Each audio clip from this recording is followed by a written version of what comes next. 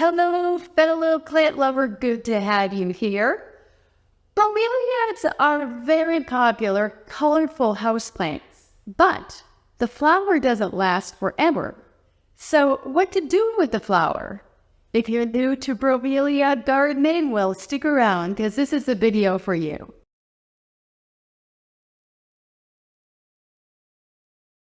This is all about the Guzmania because they are the most popular type of houseplant grown in the trade. They're colorful, they're vibrant, they're really easy to care for, and the flowers are long lasting.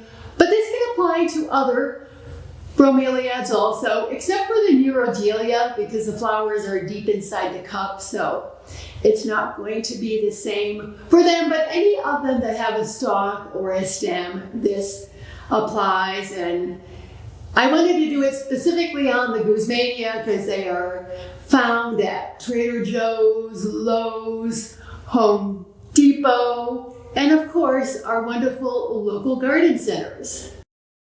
But first, an update on my satin pothos because I know a lot of you love this plant also. And in a couple of videos back, I cut mine all the way back, and then in another video I propagated it. So I just want to show you how it is doing, and I divided up the mother plant because there wasn't too much remaining on it, but it's all rooted in beautifully. All the stems are doing well. They're all in there, and there's some nice new growth coming on it, so it looks a lot better. And next month, probably at the end of September, I'm going to tip prune it a little bit going into the fall and the winter. Excuse me, there are allergies around. I don't mean to be rooting at my nose, but that's something you do when you don't even realize you're doing it. So sorry about that. But I wanted to really fill in on the top because come next spring, it's going to grow like crazy. But there she is with lots of nice new growth.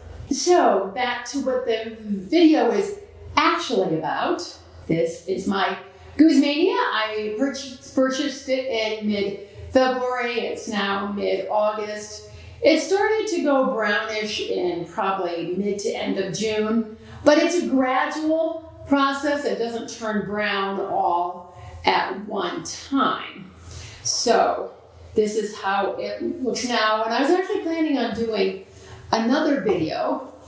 I was going to do one on my 5 or 6 types of peperomia, but I really want to cut this back, and I thought, oh, well, you might be interested in it also. So the first thing is the flower dying is a natural part of the growth process. It just happens. They are long lasting, but it's not going to last forever. And as I said, it doesn't turn brown all at one time. It's a gradual process. And this doesn't bother me that much. This was actually a red one, but it's got more of a vintage look to it. I actually had a friend in Santa Barbara who would spray paint these, and it actually didn't look too bad. So that's an option if you want to keep the flower going with some color. So the second thing to know is that after this plant has flowered and the flower dies, this particular mother plant is never going to flower again. That's it. Actually, the sad news is after flowering, the plant will gradually die. So the third thing to know is that you want to take either the dying flower off. If it's bothering you when it starts to turn brown, take it off. It doesn't have anything to do with the growth process. As I said, this plant is going to eventually die. It's not a quick process, so it's not going to hurt it if you were like, oh my gosh, I see some brown on it. I'm going to cut it out. This is not bothering me. So you want to take either the dead or the dying flower off, stem and all. And what you can use is a pair of pruners. These are my Felco number 2s. I've had them since the 1990s. Yes. Sounds so weird to say that now. But I love these. And I love these too, my Fisker Micro Snips. These are ones I've used for years and years and years. Or if you don't have those, just a good pair of sharp scissors will do also. So now, I like to cut this off all the way down as far as it looks good, but if you wanted to take it off here, you could do that too, right where the first leaf is. So I'm going to cut this off right now. There we go. And that's how that looks. To me, it looks as though it's sticking up a little bit, but this is something you can gradually take down to. You don't have to take it all at one time. So I'll take it down to the next leaf. There you go. And to me, that doesn't look too bad, but if you wanted to take the whole stem off, you could actually cut it right here also. So you have the option of doing that. So let me look at this and see. Yeah, that doesn't look too bad.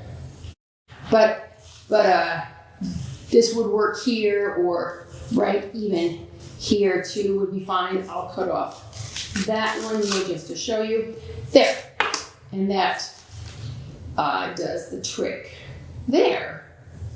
So what do you do with this plant after you cut the flower off? You can just keep it as is and enjoy it, care for it as you have been caring for it. I've done blog posts and videos on Goose Mania care, or option number 2 is coming on up.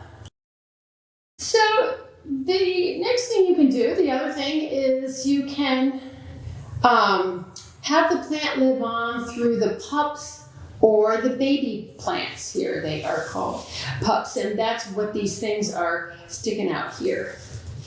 They just start as these little things coming up at the base of the plant, and then this is a new plant forming. So it is sad because the mother plant dies, but then there are other plants living on. It's like agaves here in the Arizona desert. After they bloom, they die, but there are lots of babies and pups that form off of them. So what you can do is you can either leave the pups in this pot, and you can cut away the mother plant as it goes, and then have the pups coming out from this pot out of the base of the mother plant, or you can remove the pups from the plant. They are rooted at this stage. They have roots of their own, and you just take them off. I have cut them off. Sometimes I've been able to pull them off, and because there are 2 of them, you can either put them in 2 pots, or you can plant them both in the same pot and have a double plant. And what you need to know, or what is good to know, I don't know if you need to know it, but these won't flower for 3 to 5 years, so it takes them a while. It's not as though you will plant the pups and boom, next season you'll have flowers. No. It is quite lovely outside, so I thought I would film the wrap-up out here. It's warm. That's why I don't film outside in the summer, because it's so hot here in the Arizona desert. The camera doesn't like it.